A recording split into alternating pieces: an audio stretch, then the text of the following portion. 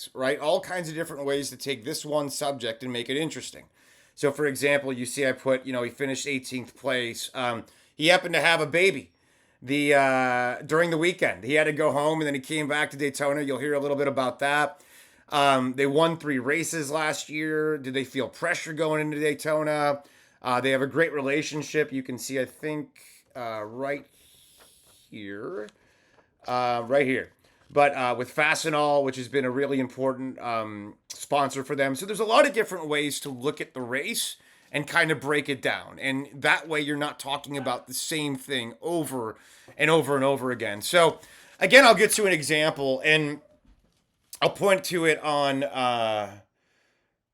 this deal. But there was a lot of pack racing, right? I write here, why was Daytona heavy with pack racing? If you don't know what pack racing is, that's when cars kind of jumble up together and they're kind of drafting off of one another and they're not really racing. They're not really engaging in competitive racing. They're trying to save fuel.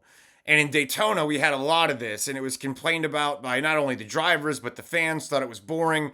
I guess 5 seconds a lap were taken off the speeds. So I wanted to know why, and I thought that was another interesting way to really discuss what happened in Daytona. So take a listen to this example, and again, we're just using the Daytona 500, and we're finding different ways to make it interesting to, cover an entire show. And what you would do in a normal radio show, you'd use sound to kind of accompany this, and all kinds of different elements to make it interesting. But take a listen to when I engaged with him about the pack racing element at the Daytona 500. So why did that happen yesterday? Like you said, there was a lot of pack racing. There was a lot of fuel saving. There was a lot of Fords with Fords and Toyotas with Toyotas and Chevys with Chevy. Was that premeditated ahead of time when you guys were in, your Ford meeting, or was that just something that kind of naturally happened? Yeah, it's something that's been discussed through several years now, and I've seen it probably 6-7 years. Most of my Cup career, there's been these kind of conversations for super speedways, and a lot of it is how do you run through a pit cycle most efficiently as an organization, but you need friends at this style of racing. And so what you do is you get with your manufacturer, those that work with a lot of the same information and can have those kind of conversations throughout a race event, and you try and work together to find your way to make it better than the others. What that starts as is, hey, let's have a little bit of work together and help everybody raise the tide and float us all a little bit higher. And where that ends is everybody getting a little greedy and wanting to get selfish on it, and then it turns into sneakiness and some of what you see play out. But I've been a part of 2 different manufacturers through this style, and it's definitely different from both sides. I think we've done a pretty decent job of planning and coming up with different scenarios, and not too. All right, so again, we've talked about Daytona, and the first thing that I showed you was me asking him what happened. Why did he finish 18th? Then we talked about the race, the pack racing. Now we're going to go into some human interest. And again, using the topic tree, I put right here, he had his second baby with his wife in Daytona. And it was kind of a wild story. He had to go back and forth to Charlotte and go back to Florida. So again, we're taking the one race and we're finding a way to make it interesting. We're finding a way to carve out another interesting storyline to fill the time and make it compelling for an audience. So here's an example of that. He's got to be dad. He just had his second child last week during all the Daytona craziness. He did the duels, then he left, and then I think David Reagan was doing practice a little bit, doing both the 60 and the 17, and then Chris came back for the race. But Charlie now has a brother. I believe Rhett is the name of your new son. And Chris, congratulations on the new baby, man. Thank you very much. It was a little bit of a chaotic week, and certainly became the highlight of the Daytona 500 for me. So everything is good. Got to come back home, be there for them, and be able to get settled in back to the house and back to the racetrack real quick. But it's been an amazing amazing time having a ball with Charlie, and can't wait to watch Rhett grow up a little bit and start getting them back to the racetrack and around it a little. I don't know. I don't know yet. I don't know if I want to get them a baseball bat or if they need to be behind the wheel of race cars. I'm scared already because Charlie loves to drive around the farm. So, Oh, really? we're in really Nice. big trouble already. I'm feeling that. All right, so now you got a little bit of a taste of what I'm talking about and how useful the topic tree can be. And, the reason I call it a tree, this is the roots in the middle and then all these branches out here. I know it doesn't really look like a tree, but you get the idea.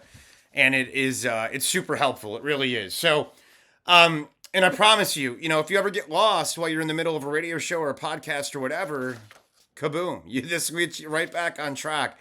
And it really is a great resource for anybody that's trying to do good broadcasting. The next clip I wanted to go to, so you've gotten a little taste, right? You've gotten a little taste of, okay, I asked them about what happened in the race. Then we asked about the strategy with the packs. Now we talked about the baby. But what about what helps the team, right? These teams, if you know anything about NASCAR, it's all about sponsors. Sponsors are huge. They're what make you go. And at Roush Fenway Keselowski with the 17 car Fastenal, which is really a useful sponsor because they deal with tools. They're one of the main suppliers for the team. And I asked Chris, why was this important? Why does this help the team? Again, another way to kind of flesh out the same subject. So take a listen when we talk about his relationship with Fastenal.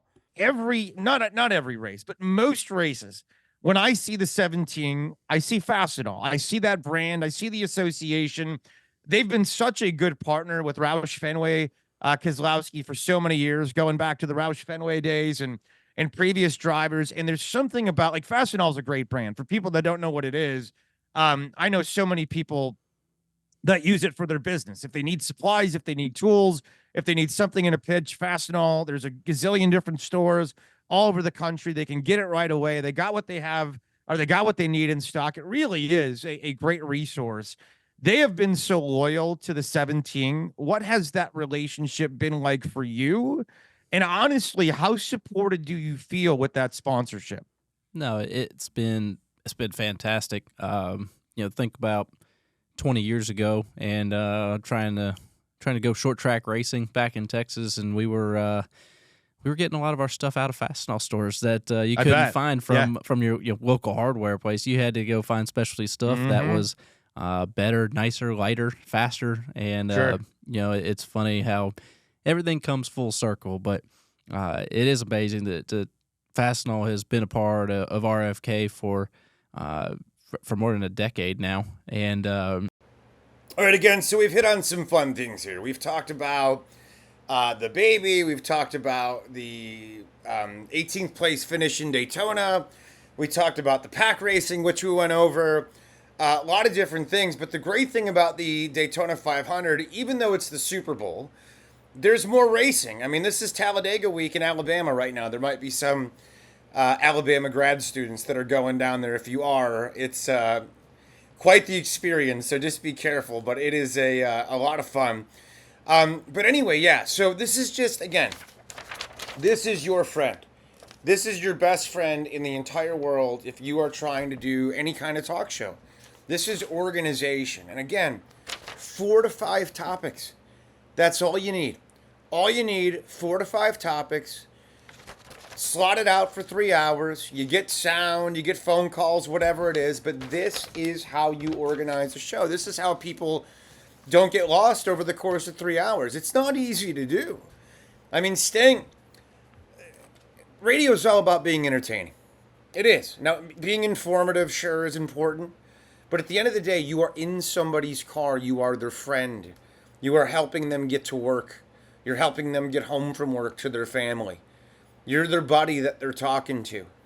You can't be lost. You can't not be prepared. This is your friend. I promise you. This is your friend. So anyway, Daytona's over. Now it's gone. We're going to Atlanta. Atlanta next week. So different racetracks, some similarities. But again, looking at this, breaking it down. Here we are now going to week 2 in Atlanta. Take a listen. Chris Buescher going to Atlanta. Chris, buildsubmarines.com is going to be on the car as you go to another super speedway, different than Daytona, but a big opportunity nonetheless coming up for the team. Yeah, for sure. Very different, but a lot of the same things carry over. So a lot more handling when we go to this one, which I think is something that's been very good for all of our super speedways. But with the cool temperatures, it didn't show up quite as much at the 500. It's going to show up in Atlanta because the track's a lot tighter, a lot narrower. It's still very fast, and it's going to be a big part of it. So we've been very fast there as well. So it definitely gives us a high level of confidence heading in that it's going to be another great race for us, another chance to win a race.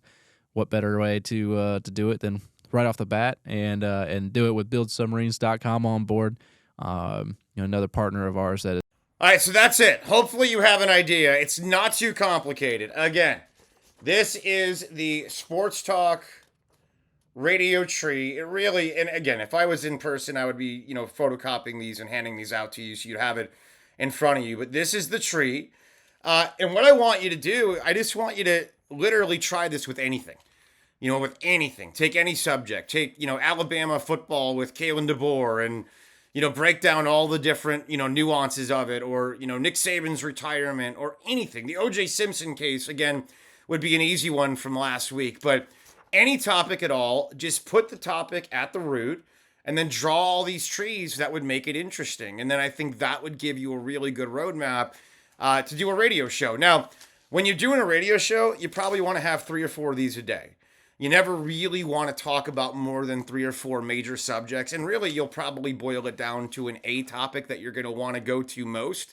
A good rule of thumb is never be more than 7 minutes away from your A topic. But again, pretty easy. I think it's super helpful. And it's something that I wish I would have had access to when I was younger and just learning in the business. Because I had no idea. I had no idea how to organize a show. I had no idea how to execute any of this stuff. So hopefully this little tool will come in handy. Again, it's the Sports Radio Topic Tree, and I'm Chris Childers. Thank you, everybody, for your attention.